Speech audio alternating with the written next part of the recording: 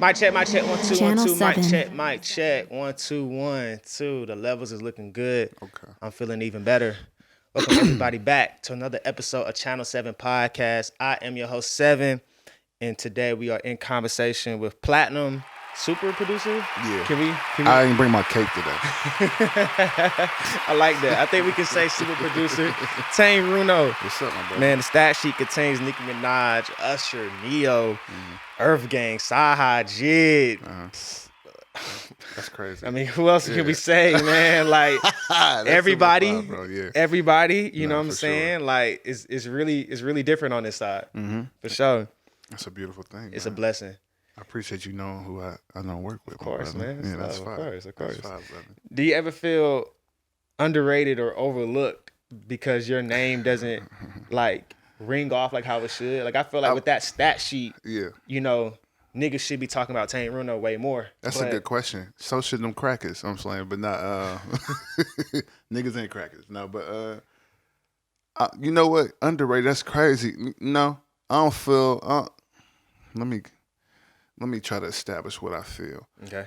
Because I may walk in the rooms and somebody may do something. I'll be like, man, you gotta recognize like why I'm here. Right. So sometimes it may get to a point where I feel like people are not really understanding, but we get to an understanding eventually during sessions or, after conversation, after, I press play or some shit like that. Hey, I know exactly what feeling you talking about. Because like, in this industry, it's all about popularity. It's like a big ass high school. Literally. I say the music industry is really like Game of Thrones, but we're gonna get into that later. That's a fight. Okay, I can't You know wait to what hear I'm that saying? analogy. But just like in these studio sessions, it's about popularity. So like, niggas might not know the name Taneruno or the face Taneruno, so they don't know the stat sheet of That's Taneruno. true. So they be like, oh, that's producer. They're like, oh, what's up, whatever. It's a lot of ego in sessions though. So Yeah. like, especially like in a lot of like sessions with black artists, which I dislike, but you come in there and if they don't know you, it may be a lack of respect or something like that. Right, until you press play. Until like you said. press play, I or felt until that somebody same- may say like, "Oh, this the They guy who put did the stat this." sheet. Yeah, hey, this homie who did that. Oh my! Damn, I put the damn mic in my mouth. Oh, my fault, big bro. That's crazy. Pause. Yeah, super pop. That was so Crazy. crazy. I just ate the mic. Yo, let's take this shit. Yo, that was too funny. Pull it back a little bit. But no, like yeah, it's just it be ego. So you may run into a circumstance where they like I said, they may not know you off the muscle, and then somebody has to give a reintroduction or something like that. They be like, oh my boy, Right. oh my homegirl, yeah. Right. Just be respectful off the muscle. You ain't got to worry about no shit like that. You can't. Yeah. That'll engender a timeless experience, Yeah. with an individual. So you do feel that chip on your shoulders? It's not a chip. No, I don't feel no chip. not chip? It's a fuel, if anything. It's a drive. Okay. And I always feel a very large responsibility for being in the predicaments or circumstances I'm in. Okay. Whether I that's accountability. yeah, That's real responsibility. seriously. So yeah. like, cause I understand. I've just been tapping into my willpower, Yeah. my self-discipline, and the God in me. The For God sure. in you, and just aligning that with being who I want to become and doing what I want to do Yeah. and accomplish what I want to accomplish. So ultimately, whatever I'm at, it falls on me, and I'm appreciative of where I'm at. And sure. it's only going to get grander and way more expanded. Of course, Yeah. automatic. You Yeah. dig? So you've been in the music industry for a while, for well over half a decade, really. Yeah, for sure. I've been doing music since I was 4. Since I could talk. Yeah, I Really. seen that in the interview. That was your first beat too. At Yeah, 4. well, yeah, my first beat was I was 4. At 4. Yep. Yeah, nah, for sure. And then I would say this proverbial music industry, you were entered around what, like 18, 19? Yeah, so it was about 18, 19. Yeah. I came in, met this young man named Jay Hill, Yeah. super talented producer, who managed me, got me my first pub deal, Right. and then everything started. Like my first 2 placements. One, it wasn't an official placement, I'd say, but Justin Bieber had dropped something called Antidepressant, or a snippet of it. Right. And then the next official placement was Gray by Right. Travis Scott. And I made both of those beats when I was in high school. Senior year. Yeah. Yeah, senior year of high school. I appreciate you being on the money. Of course. Yeah, we in sync. man. Yeah. You know, it's the vibes, man. That's so fire. It's real journalism over here. It You really feel me? is, brother. You feel me? Mm-hmm. So once you entered this proverbial music industry, Mm-hmm. was it everything that you expected? No, it was more. It was more. Yeah, great and not so great. Let's talk about it. Let's pros and cons. What is some other verbiage for pros and cons? Whatever the case, being in like Yays and nays. yays and nays. Hey, that's fine. Oh, yeah, the yays and nays. It would be like, man, I told you like egos. I didn't know egos were such an inflated thing in the industry. Yeah. Taking people's words for certain things. You know, people's words aren't as solid as you would like them to be. But also coming across like-minded individuals, people who aren't like-minded like you and have a different set of skills that they can introduce you to. It's almost like a creative Silk Road. You know, you coming into these studios, you meeting different people, networking. Yeah. And I run into like a lot of my incredible production friends, incredible singer, songwriting friends, friends who are incredible at journalism. Yeah. How did we meet, Seven? Man, how did we meet? I think it was by way of Nick. Okay, shout out to Nick, yeah. man. I love that guy. Yeah, for sure, Nick, man. The real avenue through everybody in Atlanta through Go House. Yeah. When he was on the podcast. It truly is. I think maybe 2 seasons ago, and we talked about that, how everyone's came through Go House, from Tate to Letter M to Ace Apollo. Like, everyone really from the east side of Cab has Andrew ventured L. through. as well, yeah, and for sure. everyone, like, it's so many people, like, it's impossible to name. Forgive me if I forget anyone, but, you know, Nick, I think was the, but he introduced us, obviously through us being mutual music producers, but I can't remember the moment or the circumstance, but it was through Nick, I know for sure. Okay, yeah. Yeah. Nick had played me a beat of yours at the house. It was me and Wayne cooking. He played me a beat of yours. I flipped it, actually. Me and Wayne flipped it. Oh, wait, yeah, and you never sent it to me either. I'll play it for you when we get into that. Oh, you still got it? Yeah, that's Okay. It's a rough. It's fire though. Like, really, that beat was crazy because it's like the intro of some beats you made, and then I like chopped it up and then reversed it. And my style has completely changed since then as well. Like, listen. at that time, because that had to been like, what, maybe 2020 maybe. Nah, it was last year. 21? Mm-hmm. Oh, and the beat may be from 2020, but Okay. it was last year when we made the beat. Man, my style has been so refined. Like, the best snapshot way I can say about to describe my sound now is if Pharrell, Timbaland, and Outkast had a music baby, it would be me. Okay, fine. You know?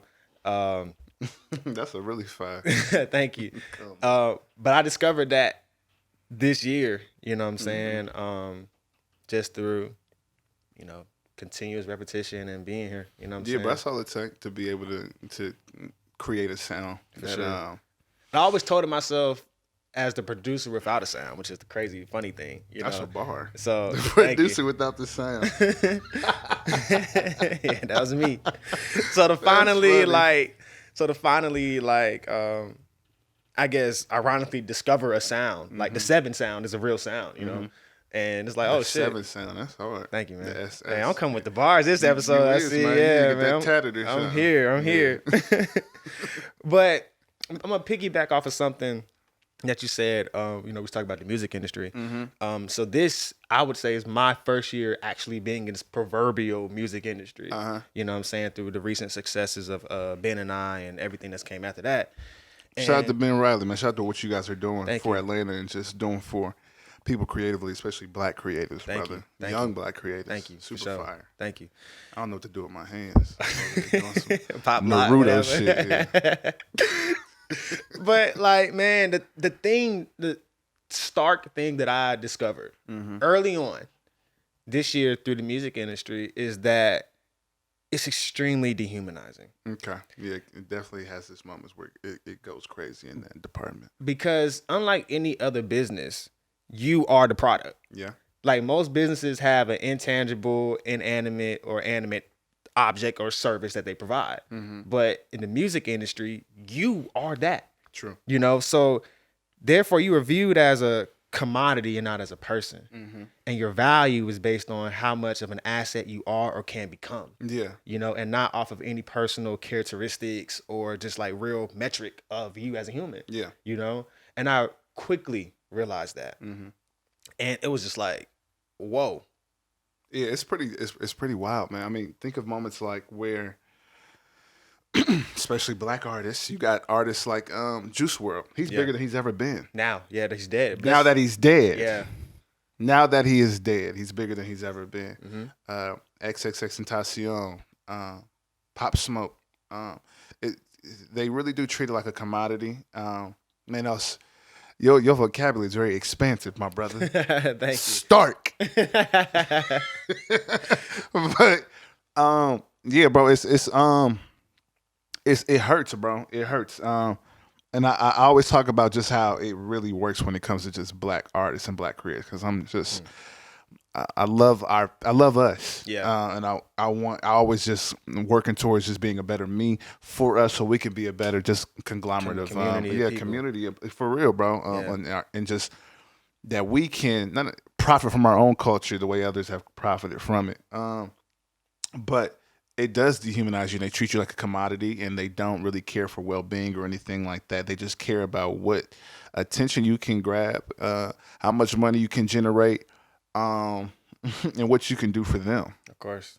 Yeah. You know, it's a lot of exploitation, which reminds me of how, they did Africa type shit. You feel me? They went to Africa. There's so much knowledge and things in Africa, but they exploited it. And they exploited the people there, and now it's treated as a commodity, and it's been dehumanized, and it's been decentralized, and it's just a lot of commotion in, from our motherland and shit like that. And even coming here, they try to do that with us. Like, we not on one accord about a lot of things, and the things that that we've allowed and that have happened to us as a people and as a culture that show that they don't really respect us. Mm-hmm.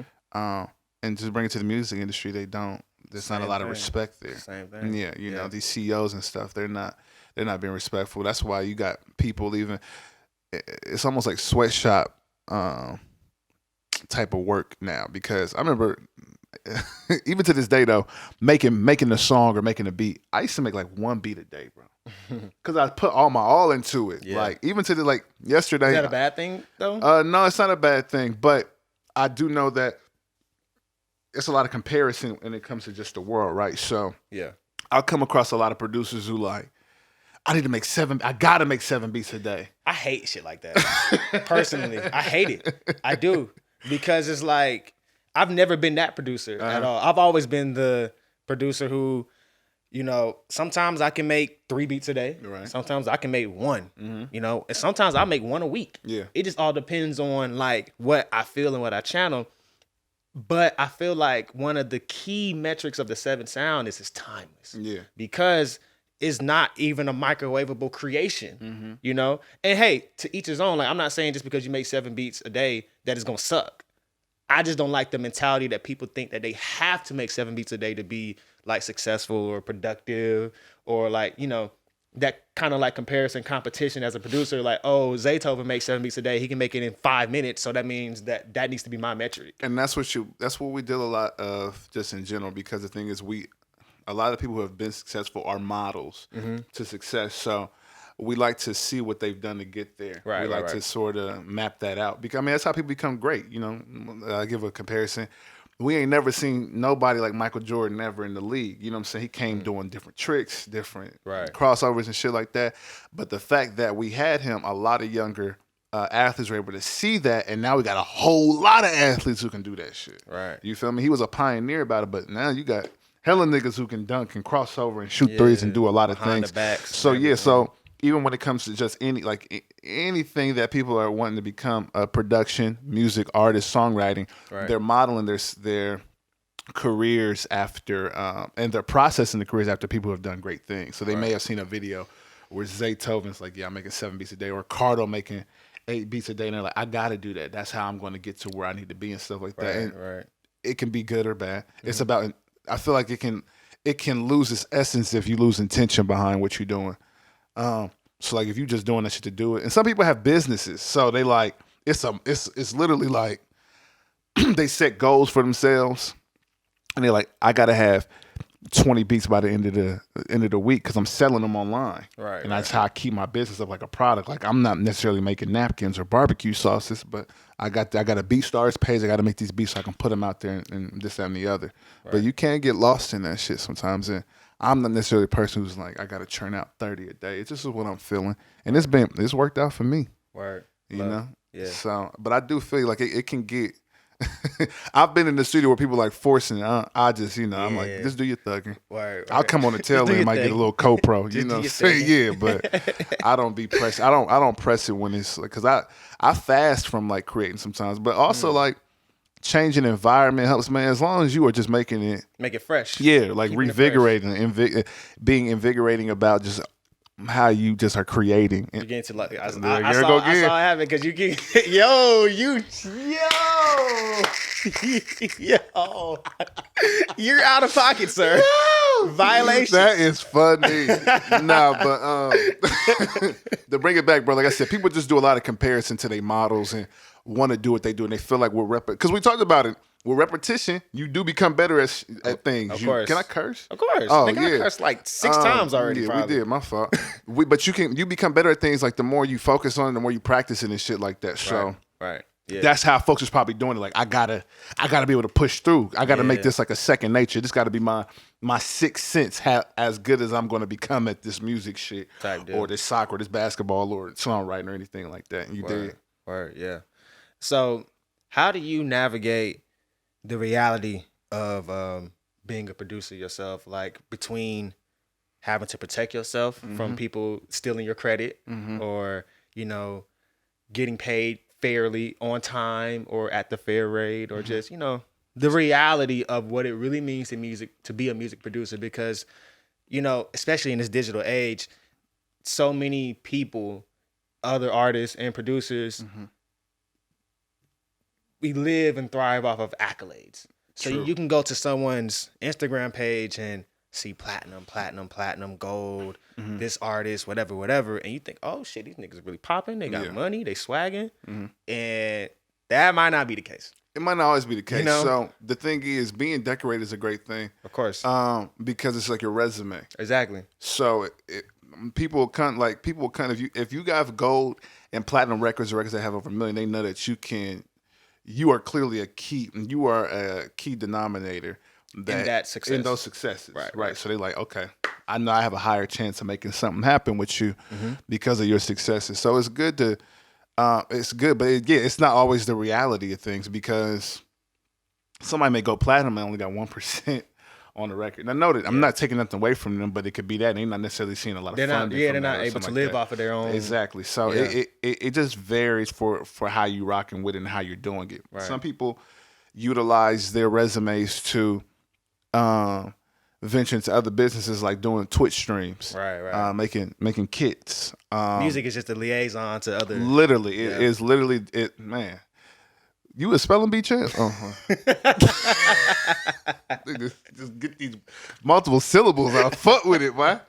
Nah, but I just like to be understood. No, that's fine, bro. You got listen, man. You snap. So to bring it back to that, as far as the credit, you were talking about credit. What I like to do when I'm in the studio, and it just depends on the environment, man, because everything's not the same. Like, you may walk into a studio, everybody cooking up, and then the producer might be like, all right, well, I'm sorry it had to be this guy, but I want to do the splits on this so we can go ahead and figure it out now. It's the thing is they have good intention because they probably ran into a circumstance in the business where they didn't do splits early and got fucked. You know what I'm saying? I've not seen it, bro. Yeah. Like somebody done played them on a credit or some shit like that. And they didn't get their proper credit. Now they're going through a whole bunch of litigation and lawyers and all this other bullshit, and that they don't try to go through. So they just want to be proactive and making sure they prevent that. Yeah. So you can establish some type of circumstances when you in there, doing stuff with your friends and talking to them, even candy, like, hey, so when we do records, how you feel about this? Because I've ran into circumstances where you think it's a certain way with a friend, but it's not always that way on splits and shit Dre like that. said this shit 20 years ago, and it still runs true. The business end of this shit will turn your friends against you. It can, man. I've definitely lost friends to the business. Me too, bro. You know what I'm saying? It sucks, but it is what it is. Yeah. I know they'll more than likely be back when a nigga is even more popping than ever, but that's a different story. So you got what I do is like when I'm in the studio for like, and I'm making a beat with somebody, or just any people. I save the session, I track it out, I zip it, and I put it in my Google Drive. I have record of it. Okay. Yeah, I have record of it. I have a little archive of everything. Got So if you. you want to search for anything like that, you need anything, it's right here. I got that. You can prove that. I can prove like, I got this shit. I was a part of this session. And now note it, some niggas can't even finesse that way. A nigga cannot do nothing on the track and be like, hey, I got the session. So that's why it's important to possess the sessions, because a nigga can't finesse you like that. That's like, a goal. That's a gem right there. No, seriously, somebody can't, like, as long as you got it and you have the home files or something like that of a session or a song, it's very important because you'll be able to be like, hey, I got track record of us doing this shit. You know what I'm saying? Word. So that's how I make sure I get credit on stuff. Listen to the whole song, like whole albums when they drop, if you've been working towards something, because I've had one of my favorite artists I've worked with, one of his first projects had a beat of mine on there that he didn't even know I produced because somebody stole my record and just gave it to him. A friend of mine. But you son of a bitch. Oh man, it was crazy. You low down dirty it was motherfucker. So crazy, bro. It was so crazy. But like even moments like that, like because you may come across shit like that you never knew. Like, they have this like new technology out now that does scrub the web for beats or songs or records. BeatStars has it. A lot of companies have it. Google, yeah, like I think you can go on Google and like hum a song and it'll find the song. Yeah. So utilizing your technology to make sure you can find out which records is yours and credit and shit like that. And what was the second part you said? You said credit and you said something else. About pay, making sure you get a fair rate. Pay, yeah. As well as getting paid on time. Man, getting paid on time is almost like the most impossible thing, bro. I was talking about that on another interview. Like, it's not... The way the industry is in standards, there's no like, we're not unionized necessarily quite just yet. That's what I want to talk to you about. A fucking producers union. Yeah, bro. Man, Sonny Digital, reach out to me. I want you on the show. Sonny has been shout out Sonny Digital. He's a main spokesperson for us as producers to have a producer union. And we fucking need that shit. Yeah, we do, bro. Like we need that because there's no reason why I need to hold files, and now ruin a relationship with you because you don't want to pay me or all that industry fucking Game of Thrones shit. Because I see the Game of Thrones. That was fine. You know what I mean? Like, because I need to be paid an equitable rate, a fair rate. True, bro. You feel me? Like, and now, like, it's like what you said, a whole bunch of lawyers, litigation, all this other shit. You know what I'm saying? And a creative union would be important, period. We need that. For engineers, I'll say it's bigger than just producers. Yeah, engineers are the backbone of the music. Because if the record sucks, it's probably because it was mixed bad. Engineered right. Yeah. You know what I'm saying? Seriously, if it goes gold, platinum, and diamond, it's because it sounds amazing. Yeah. When it's able to test the test of time and be played and sampled for 20, 30 years, it's because it sounds good. You know what I'm saying? Still 30 years later. That's because of the engineers. The engineers need all the love and respect. True, the mastering, the mixing, and even the recording. You know what I'm saying? And then all the way down to the producers because niggas ain't getting Grammys for acapellas. Fuck no. I say that all the time. Ain't nobody buying an acapella album unless you pentatonics, nigga. You feel me? Yeah. So it's like all the way down to like the real production process, like the factors of production. We need to have a union. Yeah, true, bro. You know what I'm saying? I talk to a lot of my creative friends in general because it needs to be a union for just pretty much anybody creative. Yeah. I have friends who do design work. A friend of mine, she designs like websites and things like that. Shout out to my homegirl Kyra, man. She's incredible. She's just so fire. Her the way she just thinks of things, and she has just a crazy record, and did she hype beats Apple, all this type of thing. So anyway, me and her were just talking. I was talking about how, like, the things about the production industry. She was talking to me about like the design industry, and she was saying like they have net 30s, net 45s, and stuff like that, and those really. I don't like the net 30s and net 45s because when you turn in your work, they get it right then and there. Exactly. Hey, I don't know if this has been resolved or not. Hopefully it has. But there was a woman who blasted out Beyonce. Khalees. Was it Khalees? I think no. It was a photographer. She took the Renaissance cover. Okay. I think she either took the cover or she styled her or something. It was something with like that creative element of the cover. You know, I want to say she took the photography of it, but I remember she blasted her out like maybe a month ago and was like, "I haven't been paid for this yet," you know, and she was like, regretfully, I hate that I have to come to this public platform to blast out this woman that I love and adore. And of course, you know, when you do that, because it's Game of Thrones, you fuck up the relationship, all that shit. Now niggas mad. But it's like, yo, like, I haven't been paid.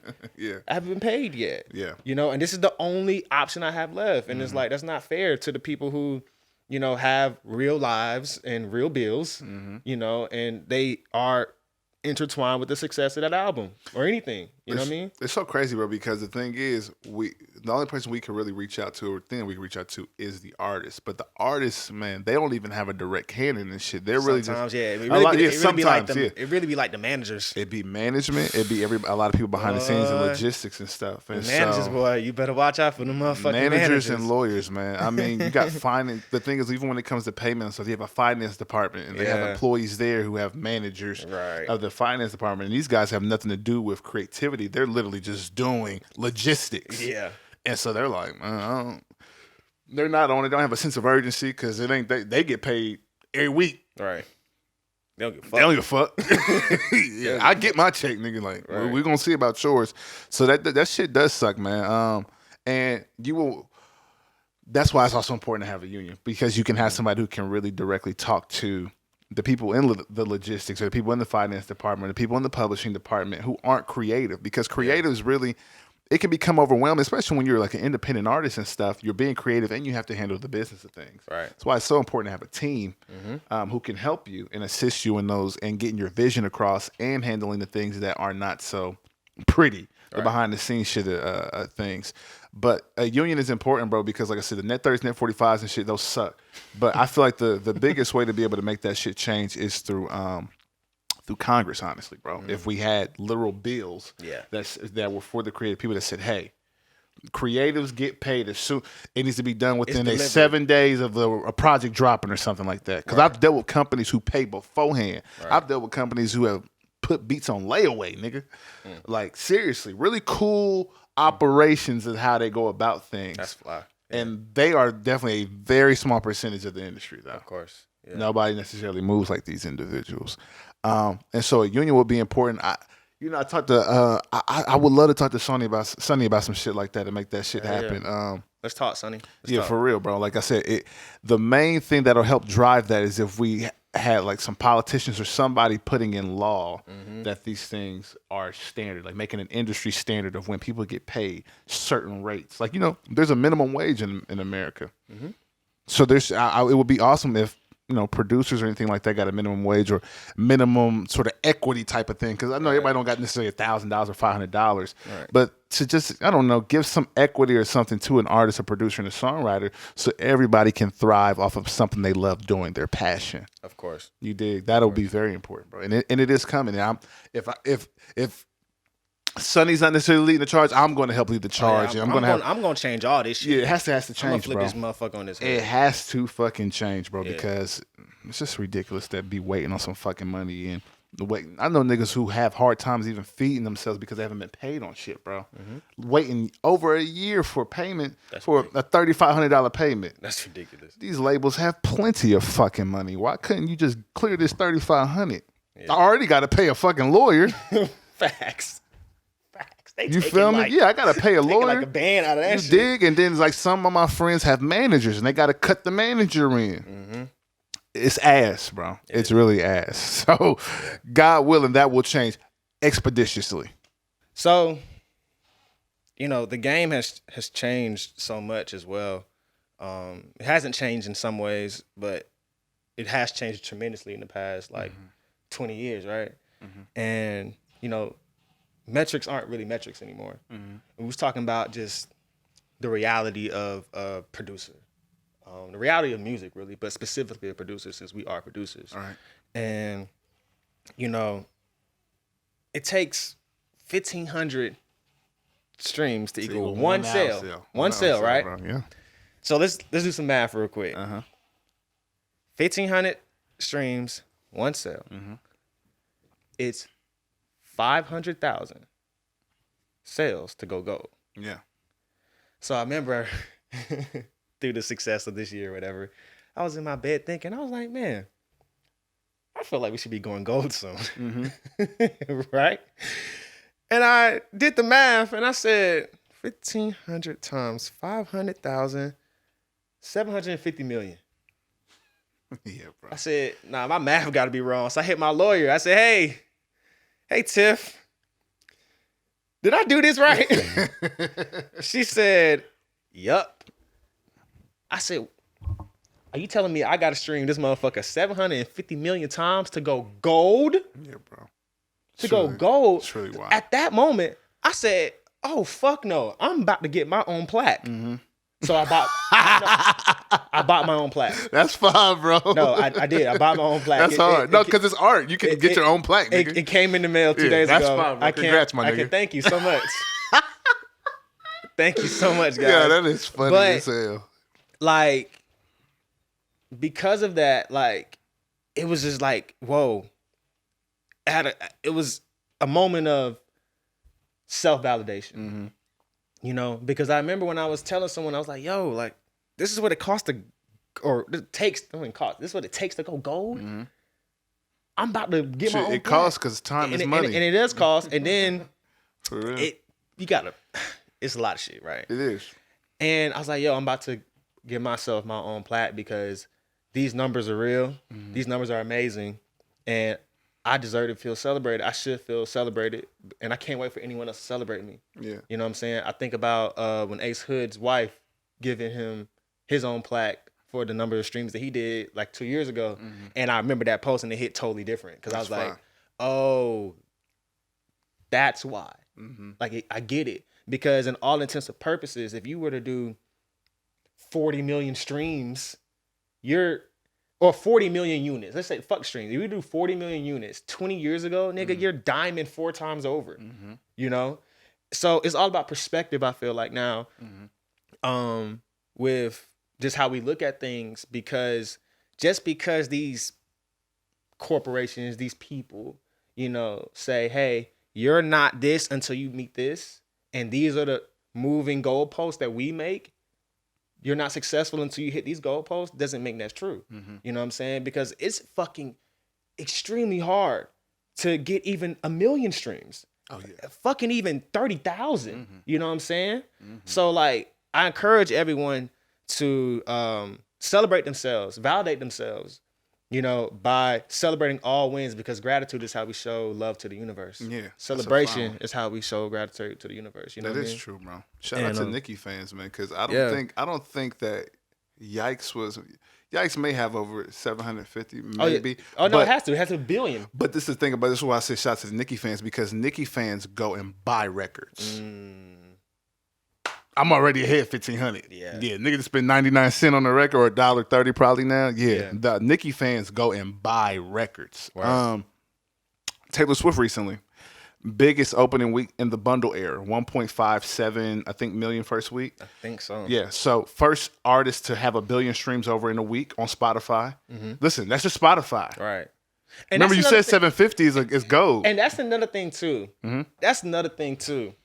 Why are artists only caring about Spotify numbers when they post? Like, accumulate all your fucking sales. Yeah. Like, Spotify isn't the only streaming service. Spotify is the most popular one. So that's why you're always going to hear about Spotify being it's the industry standard of streaming. Is it? Yeah, bro. Spotify is the top one. Even though they don't pay their artists the most, they are the most used. They have the most users. Users, okay. So it goes Spotify, Apple Music, then Tidal. Right. Those are the top 3 streaming services. And yeah, Spotify just has the biggest outreach. Like, I want artists to start posting their all-time sales. I don't see. The thing is, I'm still learning. I don't know. Because look, if you do 10,000 on Spotify, 10,000 on Apple, 10,000 on Tidal, Right. your song has streamed 30,000 times. You didn't just stream 10,000 times on Spotify. You feel me? And when you put it in that perspective, it's like, yo, you hit these metrics way more. You feel me? It will be easy if there was a metric system. Or it was a metric system that measured all streaming platforms, and it probably is. I just don't know about it. Well, depending on how you're distributing your music. True, because Billboard just switched who they're using to measure their metrics for Billboard Hot 100. All their charts, actually, they just announced it a couple of days ago. Okay, so like I know they have different systems that these companies use to figure out how much something is streaming and shit like that, because. Clearly, Taylor Swift, she had 1 billion on Spotify. She more than likely had 1 billion on Apple Music as well. So it's like you did like 3 billion for the weekend. You didn't just do. It might just be my Twitter too, bro. It might just be my Twitter only showing me Spotify. Because it might be. I know there's some information about what she did on Apple Music as well. Right. I know she broke some records on Apple Music because we've never seen nothing like that. But also Taylor it's so many components that could go into why we're only seeing Spotify. She may have a deal with Spotify. All right. Like she literally may have I don't know, some sort of just deal where they promote her more on Spotify or some shit like that. Because I think when Taylor dropped, I didn't see her on Apple Music a lot. You know who I saw on Apple Music, their main page? Rihanna. All right.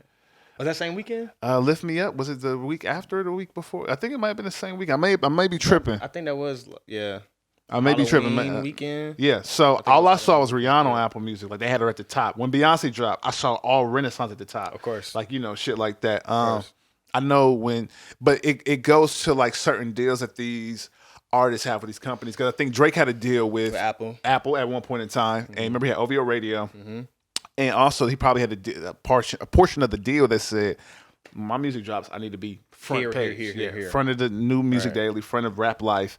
I need to be on the front of all these playlists and the front of your page so it can help with promotion. Word. So that's probably why. But yeah, like I said, Taylor Swift, man,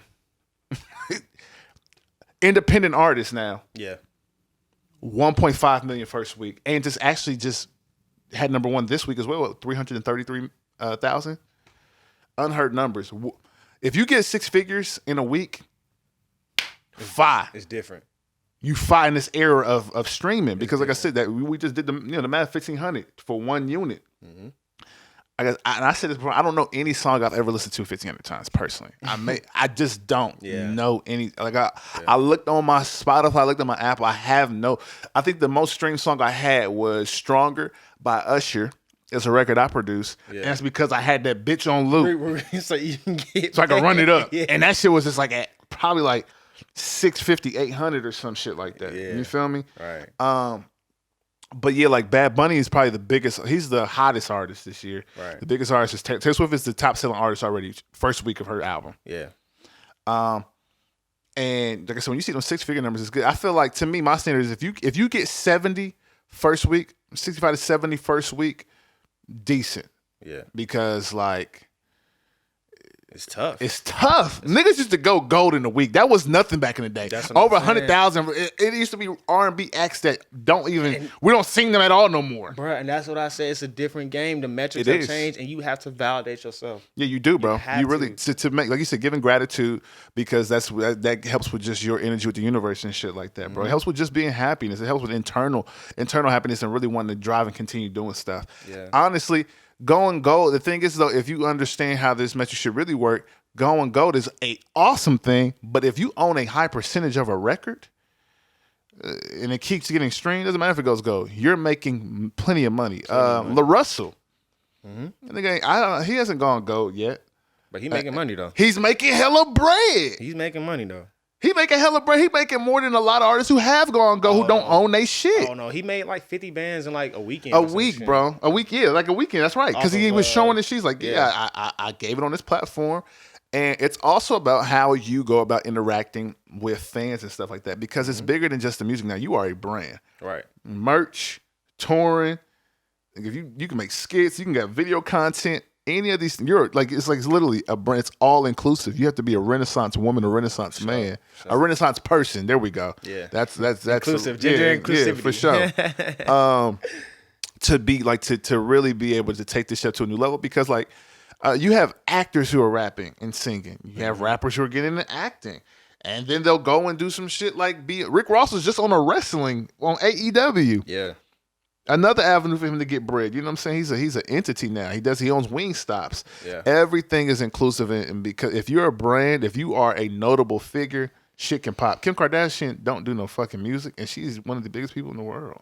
She's a model. She can do anything. And it's gonna pop because she's a brand. So now when it comes to just you're an entertainer now. You're not just a musician anymore. Of course. You're not just an athlete anymore. You're not just people are literal walking brands now, and that's how they treat it, and that's how the game works, and it has its pros and cons, man. It does, bro. Like you said, people treat you like a product. They don't treat you like a human. Yeah.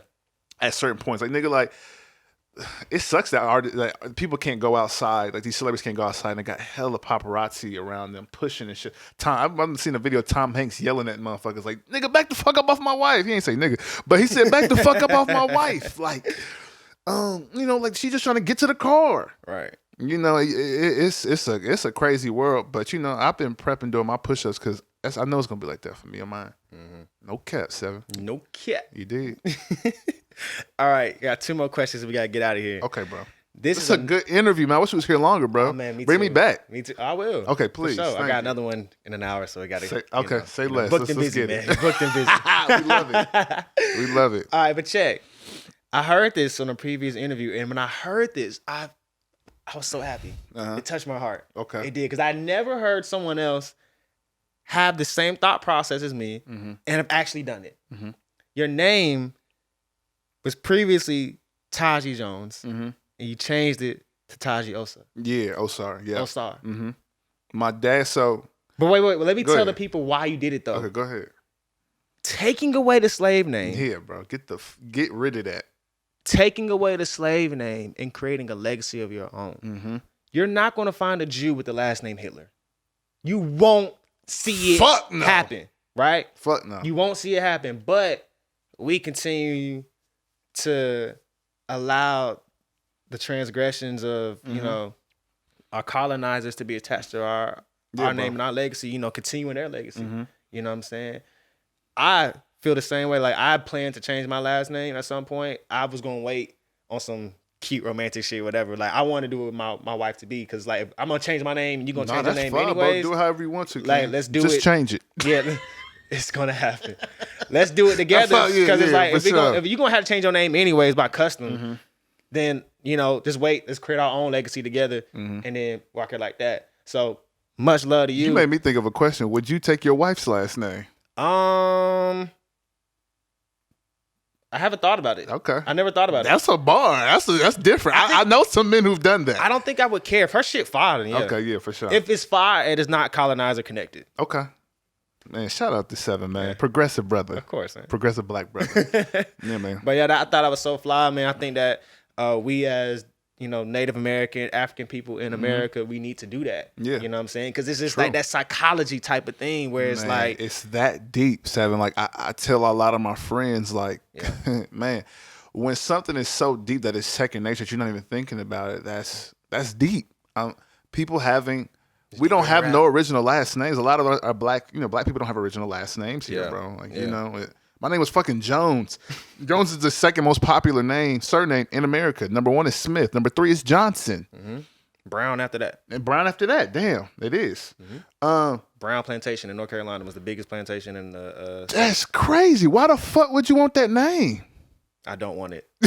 You feel me? Like, I don't want it. That's why but the thing is, like, a lot of black people aren't taught to be proud of themselves. They're not taught the richness of their legacy, the richness of their history, the richness of themselves, the richness of their melanin, the richness of their culture. We're not taught that. We're not taught to appreciate that. Yeah. We're taught to the standard of a lot of things. Things are standardized by, people who've colonized the world, man. And I'm not hating on them. Shout out to them. Y'all did what the fuck y'all did. But now, niggas, let's come together, black people, and let's regain and not. I hate because we're in a catch up. We're playing catch up. Yeah.